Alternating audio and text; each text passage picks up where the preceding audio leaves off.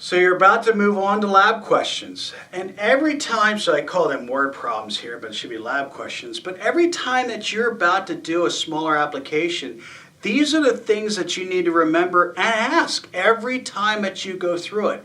You might have to do some research. I'll give you a good one. Airport codes, some of you might know that, and radio frequencies. You may not know the limit of radio frequencies for FM and AM, by the way. You might have to look it up. It's a simple Google search, but you might have to do some research. It'll only take a couple minutes, but that's so you can set up the range in order to, that number one there, what's the valid range to set things up. You also identify what data type that you're going to need for that range. So that's why I always use a chart, and in class here we kind of go through it. Abbreviation of state is going to be a data type, has to be a string, can't be a numeric, and it certainly can't be a character, it'll be just one.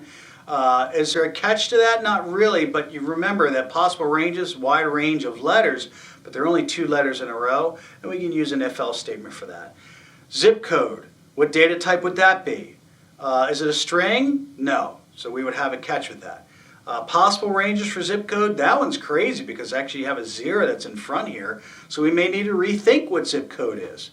So there's a whole bunch of thoughts that we would have to have when you're doing this chart that you need to think about when you're doing your word problems. And again, it really starts off with doing some minor research of what the valued ranges are. So think about that. Every time that you're doing problems, you need to think about the overall big picture first. Remember, we have 2 validation parts. We have to see if it's the right data type first. If it is the right data type, then we have to check the range, make sure it's right. We have to worry about the loop, and the overall structure using the try-catches, which you can copy and paste. That's the overall setup for this.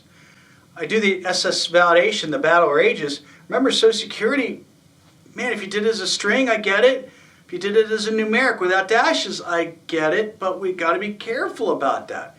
Can we leave it as a string? What's the cons of using it as a numeric or using it, gathering it as a string? There's goods and bads to both sides, and that's why this is so important that you have this conversation, even if it's with yourself, on understanding what are the ramifications of verification and making sure that your data is valid, which is just unbelievably important when it comes to the big process of creating applications.